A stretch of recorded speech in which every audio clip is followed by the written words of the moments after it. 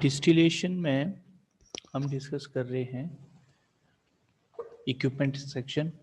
Distillation पढ़ा, application theory, roles law, volatility, relative volatility, इसके general equipment पढ़े, still, condenser, receiver, दो तरह के होते हैं, फ्लोरेंटाइन टाइप 1 टाइप 2। ठीक है, ये इंपॉर्टेंट ये है कि टाइप 2 कौन सा है, टाइप 1 कौन सा है। तो oil heavier than water type 2 है, ठीक है, सॉरी टाइप 1 है, और oil lighter than water type 2 है। ठीक है, आगे हमने डिस्कस किया सिंपल डिस्टिलेशन। सिंपल के बाद इसका लार्ज स्केल इस टाइप से बनाना है, आपको मैंने बताया भी था, कोई आप इक्विपमेंट भूल गए तो इंडस्ट्रियल या लार्ज स्केल सेम होता है, तो इस तरह से आपने बनाना है। फिर water for injection. Next is our flash distillation. What is flash? Flash basically क्या होता है,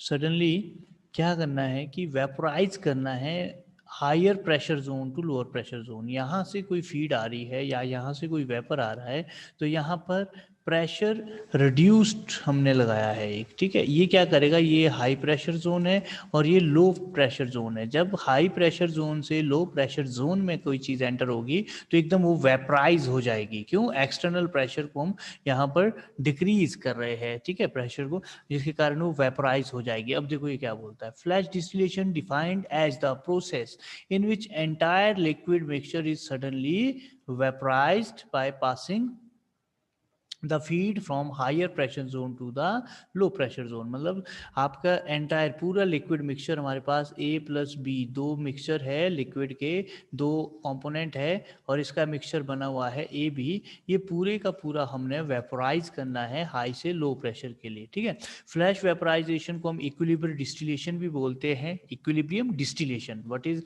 अनदर नेम? Equilibrium distillation. ठीक है, separation is attempt when the liquid and vapour phase are in equilibrium. कब होगी सेपरेशन? जब लिक्विड और vapour face equilibrium में आएगा। Equilibrium means 50% of is liquid phase, 50% is in vapour phase. Okay, that is also involve the rectification principle. Hot liquid mixture is allowed to enter from a high pressure zone in the low pressure zone, the entire liquid mixture is suddenly vaporize, एकदम vaporize हो जाएगा। This process is known as flash vaporization. During this process, chamber gets cooled. तब देखो chamber यहाँ पर flash vaporisation होगी तो chamber जो होगा वो कूल हो जाएगा और individual vapour face molecular of high boiling point get condensed. Individual molecular phase high boiling point का condense हो जाएगा, while low boiling fraction remain as vapor. This process requires certain amount of time. This is required to capture intimate contact until the equilibrium is achieved. The liquid fraction is collectively separated and the vapor is separated from liquid of further low to the condense. ठीक है, अभी पहले मैं पूरा बता रहा हूँ, फिर इक्विपमेंट सेक्शन में आपको डिटेल में समझाऊंगा। Use, it is use to separating the component which is boil widely different temperature. यहाँ ध्यान रखना, फ्लैश डिस्टिलेशन को हम यूज ही तब करेंगे जब डिफरेंट टेम्परेचर में इसको वाइडली, बहुत ज़्यादा डिफरेंट टेम्परेचर होगा या गैप होगा। It is widely use in petroleum industry for refining crude oil. Petroleum industry में क्रूड ऑयल को रिफाइन करने के advantages. Flash distillation continue process है। It is use for multi component system, narrow boiling range, specially oil में। Example are petroleum ether 68। ठीक है, disadvantage, flash distillation effective नहीं है सेपरेटिंग कंपोनेंट में। Comparable volatility, it is not suitable for two component system के लिए suitable नहीं है। It is not efficient distillation, nearly pure component are required. अच्छा, इसमें क्या होता है कि जब हम निकालते हैं तो इसमें प्योर कंपोनेंट की ज़्यादा पॉसिबिलिटी नहीं रहती। मतलब जब हम डिस्टिलेट करेंगे तो ए का पूरा 100% नहीं बोल सकता कि 100% सेपरेट हुआ, वहाँ पर बी का कंपोनेंट भी रहता है। ठीक है, तो वहाँ पर इसको सेपरेट करेंगे जहाँ मुझे इतनी एसेंशियलिटी नहीं है कि भाई ए पूरा प्योर फॉर्म में चाहिए। ठीक है, तो इसलिए अब इक्विपमेंट देखो कैसा बना है। फीड यहाँ से इंट्रोड्यूस हुई, पंप के थ्रू फीड आएगी तो एकदम चली जाएगी। और दीज आर अ हीटर, ये गर्म रहेगा, ये कूलिंग चैम्बर है, मतलब ये कूल रहेगा क्योंकि यहाँ पर कोई हीट नहीं है इसलिए ये कूल रहेगा। तो हीटर यहाँ पर मिक्सचर है A प्लस B का, ये ऊपर गया, यहाँ वेपर, ये लिक्विफाई हुआ, लिक्विफाई आगे गया। ठीक है, यहाँ से ध्यान देना है, यहाँ पर जैसी प्रेशर, यहाँ हाई प्रेशर था, यहाँ लो प्रेशर है। ठीक है। जैसे प्रेशर रिड्यूसिंग वॉल आया तो वोलेटाइलाइजेशन हो गई, जो यहाँ पर लिखा था ना आपने, सडनली वेपराइज्ड हो गया, फ्लैश हो गया, फ्लैश फिनोमिना बोलते हैं इसको, ठीक है। फ्लैश फिनोमिना है, सेपरेशन हो जाएगी, यहाँ पर ये वेपर फेस में आ जाएगा, ठीक है, वेपर फेस। अब यहाँ ध्यान देना है, वेपर फेस जो है आपका ए का भी आया, बी का भी आया। सपोज ए का हाई वेपर प्रेशर था तो इसका लो टेम्परेचर होगा और ये बहुत जल्दी वेपर बनाएगा, ठीक है। तो ए को यहाँ होगा तो रिकंडेंस भी बहुत जल्दी हो जाएगा और ये हमारा लिक्विड यहाँ पर ही बनेगा ए का। ए के लिक्विड हमने, क्योंकि कूलिंग है, वेपर था, कूल हो गया और एकदम ये लिक्विफाई हो गया। अब यहाँ दूसरा क्या है, दूसरा है बी, जिसका बॉइलिंग पॉइंट बहुत ज़्यादा था, वेपर प्रेशर थोड़ा कम था और रिकंडेंस में भी उसको टाइम लगा। तो उसके लिए दोबारा से एक कंडेंसर हमने यहाँ लगाया है, ठीक है। इस तरह से ये यहाँ से होके पास लिक्विड बी यहाँ पर आ गया, ठीक है। ऐसे इस तरह से काम करेगा। फीड, मैं दोबारा से समझाता हूँ, फीड गई पंप के थ्रू, यहाँ पर हीट किया, वेपर लिक्विड हीट हुआ, प्रेशर रिड्यूसिंग वाल्व है। फ्लैश डिस्टिलेशन में काम पूरे का पूरा किसका है, प्रेशर रिड्यूसिंग वाल्व का। एकदम प्रेशर को कम किया, लो बॉइलिंग पॉइंट टेम्परेचर में आया। यहाँ पर ये पहले से लिक्विड जो है, ये वाला चैम्बर जो है कूल था क्योंकि यहाँ कोई हीट नहीं है। तो जैसे ही कूल था तो यहाँ पर जो ए और बी के, क्योंकि ए और बी दोनों के डिफरेंट टेम्परेचर है, यहाँ पर लिखा भी था वाइड टेम्परेचर, वाइड टेम्परेचर, ठीक है। तो पेट्रोलियम इंडस्ट्री में क्या करेंगे, जैसे ये आपका यहाँ पर है 50 पे चला है, ये अगला 60 पे चलेगा, 70 में, ऐसे अलग अलग लगाते जाते हैं और रिकंडेंस करते रहते हैं, ठीक है। और ये पेट्रोल निकल रहा है, डीजल निकल रहा है, केरोसिन ऑयल निकल रहा है, मतलब आपका थोड़ा बहुत अगर पेट्रोल में डीजल भी रहेगा 1 2 3 4% तो कोई फर्क नहीं पड़ता, वहां पर इन चीजों को यूज करते हैं। अब ये क्या बोलता है, construction is it consist of pump connected to a feed reservoir. Pump is pumping the feed into heating chamber, which is suitable heating mechanism. Other end of the pipe is directly into the vapor liquid separation. ये पे एक में feed में लगी है, दूसरी direct इसमें लगी है, through a reducing wall. Vapour outlet is provided at the top of the separator and liquid is bottom. तो यहाँ से क्या है, सेपरेशन चैम्बर में वेपर यहाँ से चला जाएगा, ये आपस में पास सिर्फ लिक्विड को ही होने देगा, जो लिक्विड रहेगा, ठीक है। यहाँ पर ये चांस भी हो सकता है कि ए जो है पूरा 100% लिक्विड ना बने, ए के कुछ एक वेपर, जैसे 90% वेपर बने यहाँ आगे, 10% ये आगे भी जा सकते हैं। इसी तरह बी के भी कुछ एक 5-7% जो है लिक्विड में कंबाइन हो सकते हैं, इसलिए ये मिक्सिंग रहती है थोड़ी सी। वर्किंग, फीड को पंप के थ्रू देना है, हीटर करना है सर्टन प्रेशर का, the liquid get heated which enter to the vapour liquid separation through pressure reducing valve. Due to drop in pressure the hot liquid flash which further enhance the vaporization process। बस ये याद रखना है flash distillation में, due to drop in pressure, pressure के drop होने से hot liquid एकदम फ्लैश हो जाएगा, जो एनहांस करेगा वेपर प्रोसेस को, वेपराइजेशन प्रोसेस को। द सडन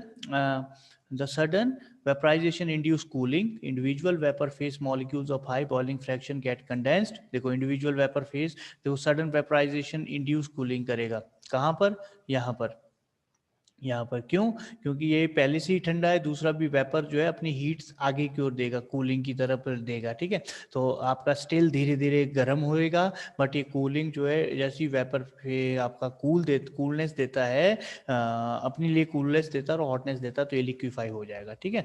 तो आगे क्या होगा, mixture allow to sufficient time so that vapour and liquid portion separate to achieve equilibrium. और यहाँ पर ये बहुत ज़्यादा, ये सफिशिएंट टाइम ले लेगा कि इसने वेपर और लिक्विफाई होने के लिए इंपॉर्टेंटली हो जाएगा। ये वेपर फेज में भी इक्विलिब्रियम रहेगा और लिक्विड फेज में भी इक्विलिब्रियम में रहेगा। मतलब ये कहाँ पर, यहाँ 50% वेपर में रहेगा, 50% लिक्विफाई रहेगा, तब जाके ये स्टेट को इंटरचेंज करेगा, ठीक है बेटा। ये आपका है vapour is separated through the pipe from above and liquid collected from bottom. ये हो गया continuous feeding into still it is possible to obtain continuous flash distillation. अगर हम कॉन्टिन्यूसली फीड देते रहेंगे तो कॉन्टिन्यूसली हमें ये फ्लैश डिस्टिलेशन मिलता रहेगा। Operating condition can be adjusted in such a way that amount of the feed exact equal to material removed. ठीक है, तो ये ऑपरेशन इतनी फास्ट भी हो सकती है, जितनी फीड दोगे उतनी आप ये निकालोगे। Vapour and liquid anti point main constant in the unit. तो ये आपको मैंने फ्लैश डिस्टिलेशन समझाया, फीड पंप हीटर से यहाँ पर गया, यहाँ लिक्विफाई है, याद रखना है यहाँ तक। तो ये जैसे ही प्रेशर को रिड्यूस किया, ये फ्लैश फिनोमिना में जाके एकदम वेपराइजेशन होगी। जैसे जैसे ज़्यादा वेपराइजेशन हुई तो क्या हुआ कि इसने कूलिंगनेस देनी शुरू कर दी। क्यों? क्योंकि ये जो स्टील था ये कूल ही था, तो इसने अपने वेपर ने अपनी हॉटनेस इस स्टील को दी या इस कंटेनर को दी और वहाँ से कूलिंगनेस अपने लिए ली, जिसके कारण क्या हुआ, जिसका टेम्परेचर कम था बहुत जल्दी वेपर प्रेशर जिसका ज़्यादा, तो वो बहुत जल्दी कूल भी हो जाएगा, इसीलिए वो यहाँ रह जाएगा। ठीक है, ओके। अब हम बात करते हैं फ्रैक्शनल डिस्टिलेशन। ये बहुत इंपॉर्टेंट है बेटा आपके लिए, क्योंकि ये कन्फ्यूज़न है इसमें बहुत ज़्यादा। ये दोनों चीज़ें, तीनों चीज़ें मैं समझाऊंगा भी आपको। ठीक है, क्या है इसमें, और ये इसका इक्विपमेंट है। पहले इक्विपमेंट देख लो। इसमें सबसे इंपॉर्टेंट काम है फ्रैक्शनेटिंग कॉलम का। सारा सेम है, सिंपल डिस्टिलेशन की तरह है, बट एक फ्रैक्शनेटिंग कॉलम लगा दिया इसने, और इसने पूरी की पूरी सेंस ही चेंज कर दी इसकी। इस फ्रैक्शनेटिंग कॉलम का काम ही ऐसा है कि इस कॉलम में वेपर भी बनेगा और रिकंडेंस होकर वेपर लिक्विड भी बनेगा। ये इसकी स्पेशलिटी है, ये मेरे और आपके या किसी और इक्विपमेंट का काम नहीं है, सिर्फ इस वेपर की या इस फ्रैक्शनेटिंग कॉलम की स्पेशलिटी है कि साथ साइमल्टेनियसली वेपर भी बनेगा। वेपर अगर 100% बनता है तो 100% में सपोज 30 to 70% ये आगे कंडेंसर के लिए जा रहा है, लेकिन जो बाकी जो बच गया 30 to 50% या जितना भी बच गया 70% ये वापस नीचे की ओर स्टील की ओर आएगा। ये ध्यान रखना है। ठीक है, फ्रैक्शनेटिंग कॉलम में। अब दोबारा चलते ऊपर क्या बोलता है। अच्छा, ये फ्रैक्शनेटिंग कॉलम में क्या है कि जैसे जैसे हम ये what is fractional distillation. Fractional distillation क्या है? It is a process in which vaporization of a liquid give rise to mixture of a constant from which desired one is separated in a pure form. पहली बात, ये हमें चाहिए pure form में, तब ये जरूरत है। प्योर फॉर्म के लिए, अगर ये प्योर में नहीं था तो फ्लैश डिस्टिलेशन सफिशिएंट था। मुझे चाहिए कि A प्लस बी में जो A आएगा दैट शुड बी 99.9% या 99%, तो ये फ्लैश से काम नहीं चलेगा, इसके लिए फ्रैक्शनल चाहिए। ठीक है, तो this method is also known as rectification. Rectification भी बोला जाता है, because part of the vapour is condensed and return as a liquid. क्योंकि जो पार्ट है वेपर का उसको कंडेंस भी कर रहे हैं और उसको लिक्विड की तरह रिटर्न, लिक्विड की तरह आपको रिटर्न भी मिल रहा है। This method is used to separate miscible volatile liquid whose boiling points are close. मैं यहाँ पर एग्जांपल दिया था कि अगर कोई दो सब्सटेंस आपके ऐसे है ए एंड बी जिनका बॉइलिंग पॉइंट बिल्कुल 55 और 56 है, तो इनको कैसे सेपरेट करेंगे, ये क्वेश्चन था मेरा जब हमने स्टार्टिंग में इंट्रोडक्शन दी थी। तो उसके लिए हम फ्रैक्शनल डिस्टिलेशन यूज करते हैं। फ्रैक्शनल डिस्टिलेशन और अच्छा point are close by means of fractionating column के थ्रू हम काम करते हैं। फ्रैक्शनेटिंग कॉलम मैंने आपको समझा दी। फ्रैक्शनल डिस्टिलेशन डिफरेंट है सिंपल से। क्यों? सिंपल में वेपर को डायरेक्टली कंडेंसर में जाएंगे, लेकिन फ्रैक्शनल में वेपर को फ्रैक्शनेटिंग कॉलम में जाएगा, उसके बाद पार्शियल कंडेंसेशन होगी जो कि अलाउड होगी, अकर होगा। In simple distillation condensation collect होगी रिसीवर से, वाइल इन फ्रैक्शनल में condensation take place in fractionating column and so that the part of condensing vapor return to the still।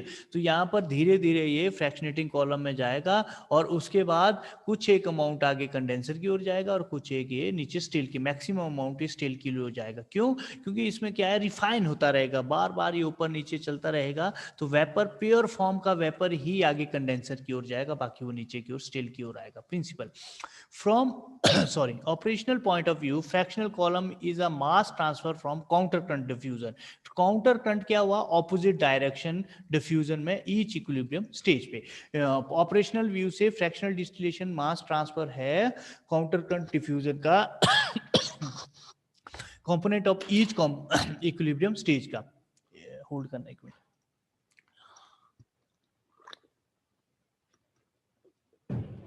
When a liquid mixture को distillate करेंगे, partial condensation vapour की load होगी, fractionated column में liquid को mixture को distilled किया, गर्म किया, पार्शियल कंडेंसेशन हुई वेपर की फ्रैक्शनेटिंग कॉलम है. In the column ascending vapour from the still is allowed to come in contact with the condensing vapour of the still.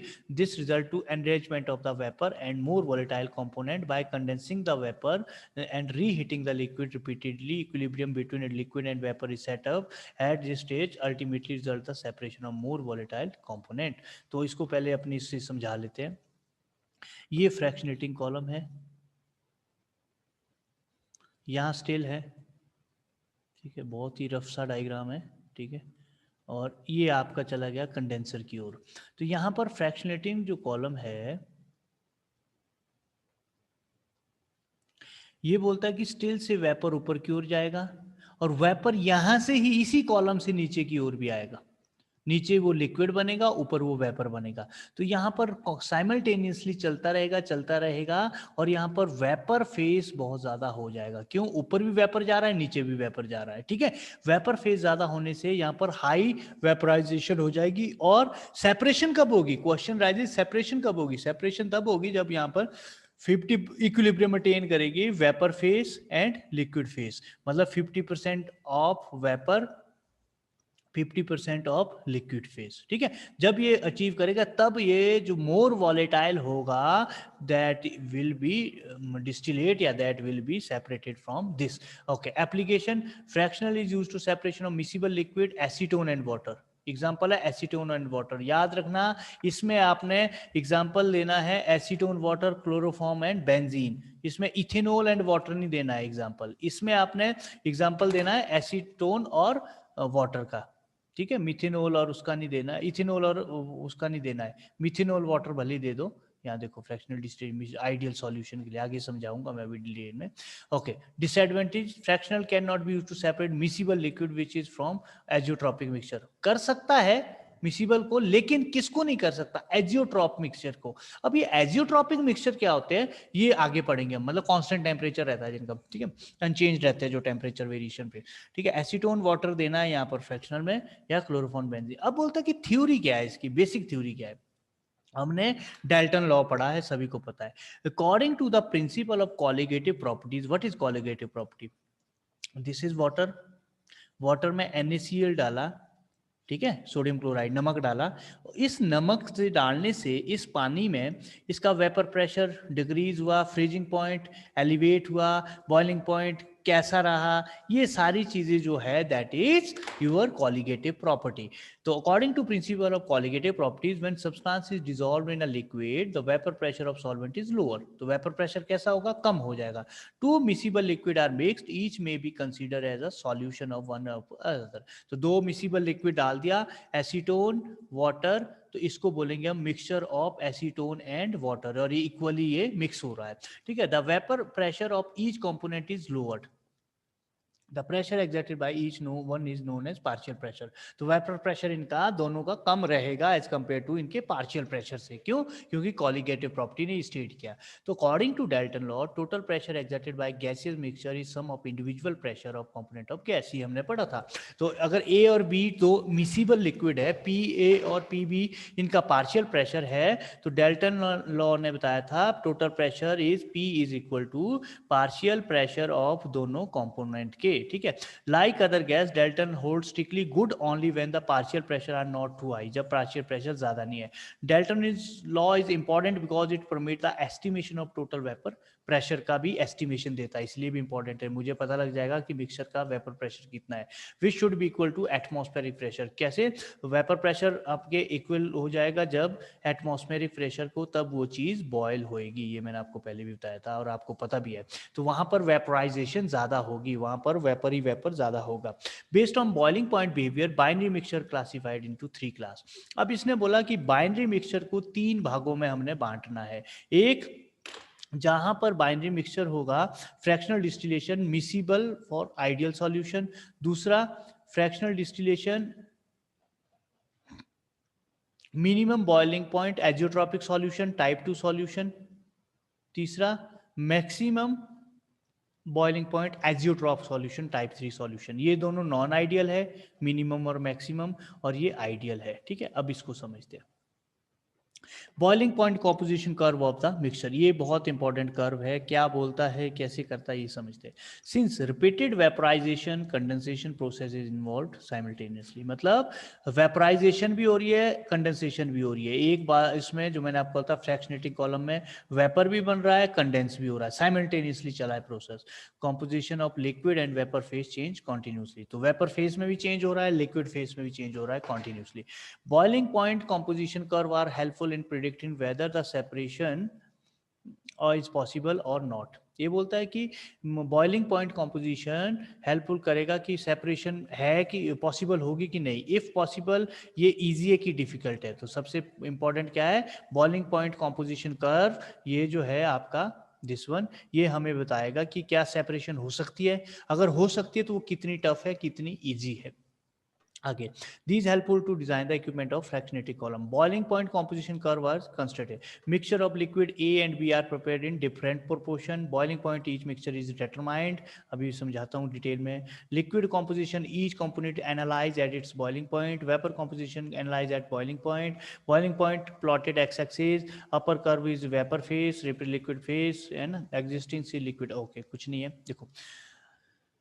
The curve represent equilibrium condition, therefore they help in drawing the conclusion regarding the components of the temperature. अच्छा, अब ये जो जितने भी parts हमने पढ़े अभी तक ये बॉइलिंग पॉइंट के, ये क्या बोलता है, आपने इसी से समझाऊंगा मैं, ठीक है। आपने क्या करना है, ये मिक्सचर यहां पर है ए बी, चलता नहीं है,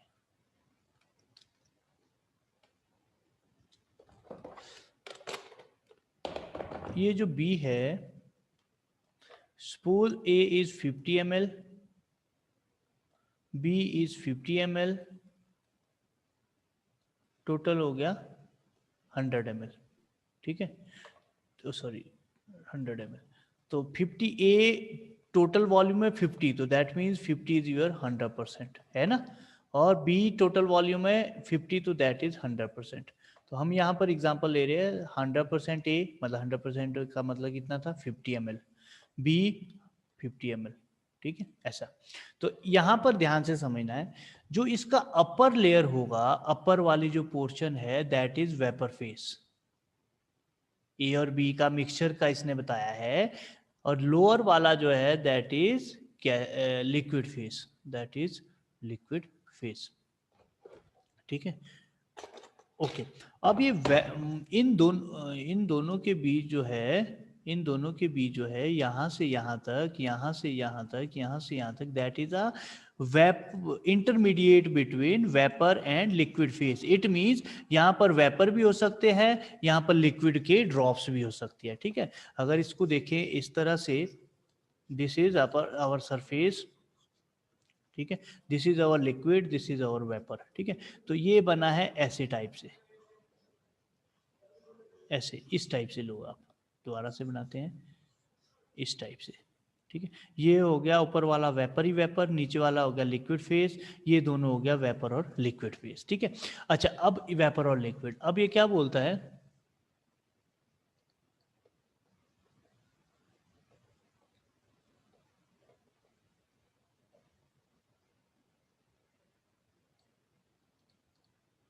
यहां पर लिक्विड कर्व नीचे वाला, वेपर कर्व ऊपर वाला, ठीक है।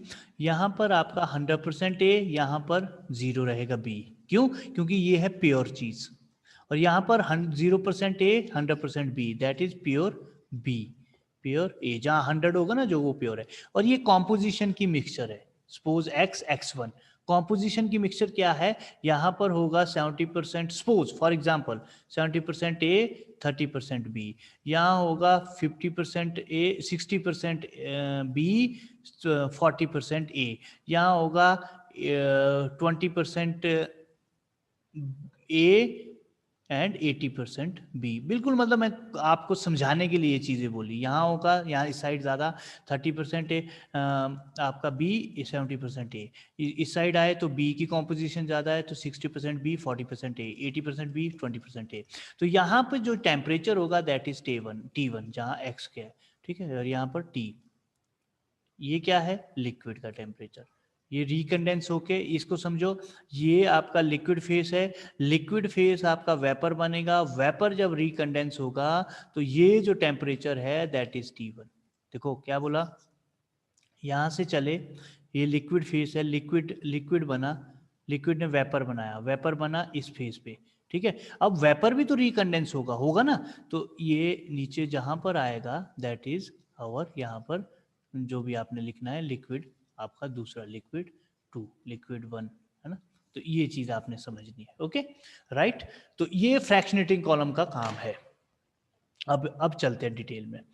Fractionated distillation is suitable for system when the boiling point of mixture is always intermediate, those the pure component they neither are mixed। देखो fractionating column कब हम काम करें ideal solution के लिए, जब हम boiling point mixture always intermediate है pure component का, neither भी maximum neither भी minimum। मतलब आपके कहने का मतलब है जो mixture है उसका बॉइलिंग पॉइंट, मिक्सचर का बॉइलिंग पॉइंट इंटरमीडिएट है वॉट ए और बी के। चलो इसको थोड़ा सा और रिलैबोरेट करो।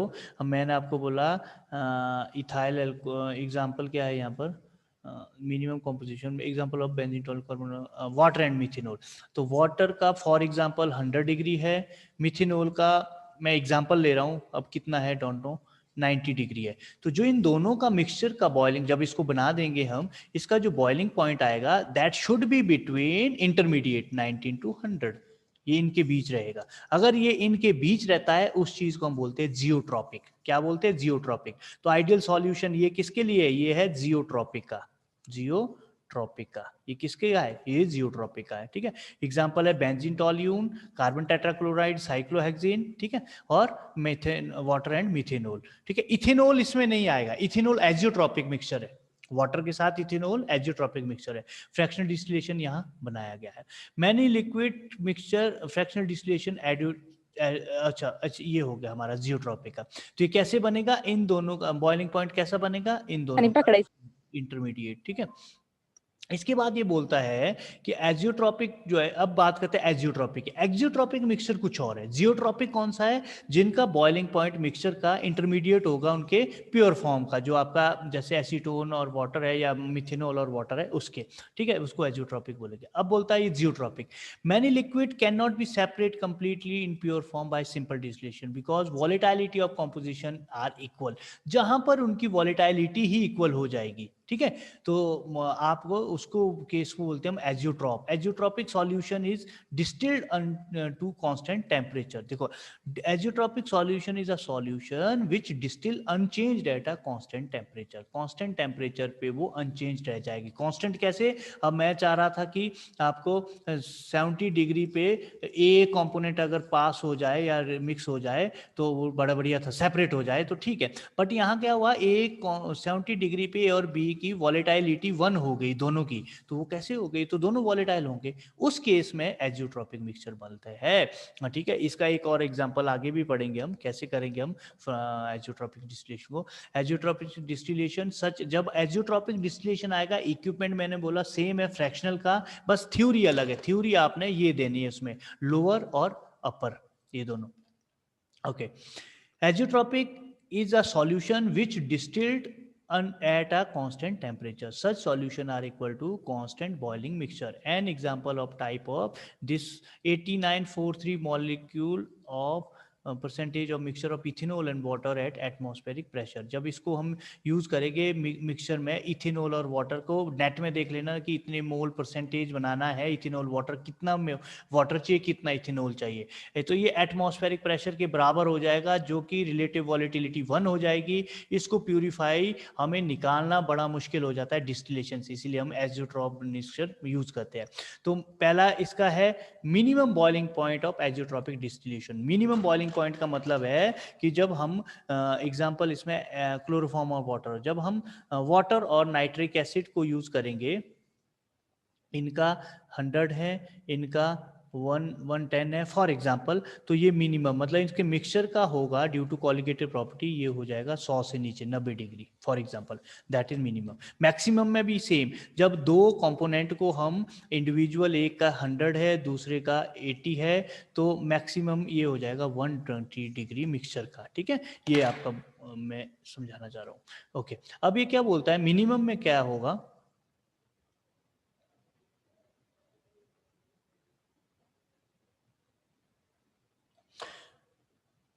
मिनिमम में exit minimum value boiling point का such system is azeotropic mixture which maximum vapour pressure a minimum boiling point. देखो इसका क्या है, इस सिस्टम में एजियोट्रॉपिक मिक्सचर में मैक्सिमम वेपर प्रेशर ज़्यादा रहेगा, बॉइलिंग पॉइंट कम रहेगा। ऑब्वियस ही बात है, क्योंकि मैक्सिमम वेपर प्रेशर जितना कम टेम्परेचर में अचीव कर देगा उतनी जल्दी बॉयल हो जाएगा, तो इसलिए बॉइलिंग पॉइंट क्या होगा, वो टेम्परेचर जहाँ बॉयल हो रहा है वो कम होगा। एग्जाम्पल कार्बन क्लोरोफॉर्म और acetone, pyridine, acetic acid, water and nitric acid.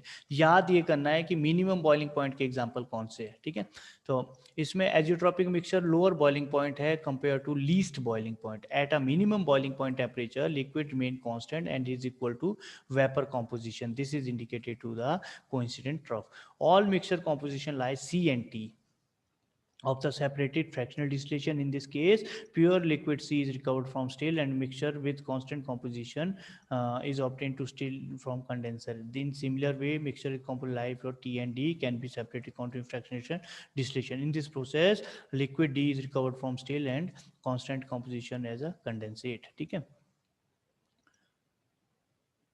Okay अभी समझाता हूँ इसको। Since vapor gives constant composition of mixture, liquid curve, liquid present is still should be considered analysis, and hypothetical case which mixture of D than C contain more D's and represent M. If mixture is distilled composition of X, when this vapor is condensed, liquid composition M1 which reaches to D and C distilled of, देखो इसको दूसरे इससे समझो आप बस। देखो same जैसा यहां बनाया ना टी से डी के बीच, वैसा ही टी से सी के बीच बनेगा। ठीक है, अब शुरू कहां से हुआ आपका, सबसे पहले यहां से शुरू हुआ, यहां से ये लिक्विड फेस है, लिक्विड ने वेपर बनाया, वेपर फेस कन्वर्ट हो गया, इसको बोलेंगे, मैं अपने इसमें लिख रहा हूं, इसको बोलूंगा V1, वेपर 1 लिक्विड 1।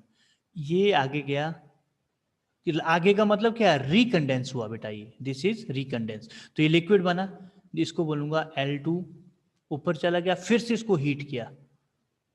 ठीक है, ये मतलब स्टिल की बात कर रहा हूं मैं, ये स्टिल में हो रहा है, स्टिल कौन सा, ये वाला, इसके ऊपर एक फ्रैक्शनेटिंग कॉलम लगी है, बाकी कुछ नहीं है। इस लिक्विड की बात कर रहा हूं मैं, मिक्सचर की। ठीक है, मिक्सचर में तो ये ऊपर गया, वेपर 2 बन गया, वेपर 2 फिर से रिकंडेंस हुआ, लिक्विड 3 बनाया, वेपर 3 बन गया, वेपर 3 फिर से अब कंडेंसर को जाएगा। अब कंडेंसर को क्यों जाएगा, क्योंकि इस स्टेज में ये इक्विलिब्रियम आ गया है, इक्विलिब्रियम अचीव हो गया है। मतलब ये वाला जो वेपर है that is 99% of vapour of the, अगर कंपोनेंट ए है तो ए का वेपर ये 99% है, इसलिए कंडेंसर की ओर जाएगा। तो ये सारी की सारी स्पेशलिटी किसकी है, सिर्फ और सिर्फ फ्रैक्शनेटिंग कॉलम की। आगे इसको भी डिस्कस करेंगे। अब देखो टी और सी के बीच, देखो यहां से ऊपर गया L1 गया टी और सी के बीच, आगे आपका वेपर बना, वेपर आगे यहाँ पर फिर से रिकंडेंस हुआ L2, वेपर बना V2, फिर से रिकंडेंस हुआ L3, ऊपर गया V3, फिर से आपका ये प्योर फॉर्म में कंडेंसर की ओर गया। ठीक है, ये तो कंडेंसर में मिल जाएगा आपका, या डी में। तो ये आपका कॉम्पोजिशन है 100C1। तो मिनिमम भी ऐसा ही है, मैक्सिमम भी ऐसा ही है, ध्यान से समझो इसको, ये कंफ्यूज नहीं होना प्लीज। अच्छा, इसमें क्या है कि जो आपका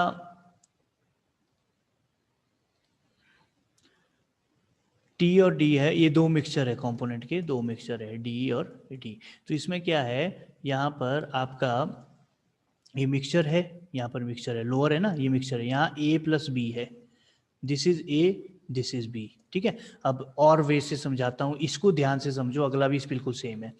ये इसका एग्जांपल है वाटर प्लस नाइट्रिक एसिड, ये वाटर प्लस नाइट्रिक एसिड का मिक्सचर है, यहाँ पर कौन से पॉइंट में, टी पे। ठीक है, तो यहाँ ए पे वाटर है और यहाँ पर नाइट्रिक एसिड है। ठीक है, अब जैसे जैसे इसको किया, यहाँ पर वाटर का मैक्सिमम मेजॉरिटी में वाटर है, 70% 90% वाटर है, बट 10% जो है नाइट्रिक एसिड हो सकता है, 10% नाइट्रिक एसिड के वेपर हो सकते हैं। ऊपर गया, रिकंडेंस होके वापस आया। अब जो नाइट्रिक एसिड है वाटर दोनों नीचे की ओर भी आ रहे हैं, स्टिल में भी जा रहे हैं, जो स्टिल दिखाई थी मैंने, यहाँ पर आए, फिर से इसको रिकंडेंस किया। इस स्टेज में पहले 90-10 था, इस स्टेज में हो गया 95% वाटर और 5% नाइट्रिक एसिड। इस स्टेज में हो गया, दोबारा से रिकंडेंस हुआ, यहाँ पर 97% वाटर, 3% नाइट्रिक एसिड। इस केस में हो गया 99% ऑफ वाटर वेपर, और द्वारा से वो चला गया कंडेंसर के लिए। बाकी जो वापिस था वो नीचे की ओर आ रहा है नाइट्रिक एसिड। यहाँ थी नाइट्रिक एसिड बड़ा कम, वाटर ज्यादा, तो वाटर वेपर कहाँ से निकला, डी से। और यहाँ पर है नाइट्रिक एसिड ज्यादा, वाटर कम, तो अगर यहाँ से चले इस स्टेज से, तो 90% आपका नाइट्रिक एसिड, 10% वाटर। ऊपर गए 90% नाइट्रिक एसिड, अच्छा सॉरी 95% नाइट्रिक एसिड, 5% वाटर, तो वाटर नीचे भी आ रहा है लिक्विड की ओर, अगेन ऊपर गए, और ये लास्ट स्टेज में 99.9% आपको नाइट्रिक एसिड मिल जाएगा। इस वे से इसको समझो तो ये क्लियर हो जाएगा। ठीक है, तो ये आपका है। तो आज के दिन हम इतना ही करेंगे इसको, तो आपको नेक्स्ट में मैं समझाऊंगा लोअर वेपर प्रेशर। आज इसको ज़रा थोड़ा ध्यान से समझ लेना, थोड़ा सा कंफ्यूज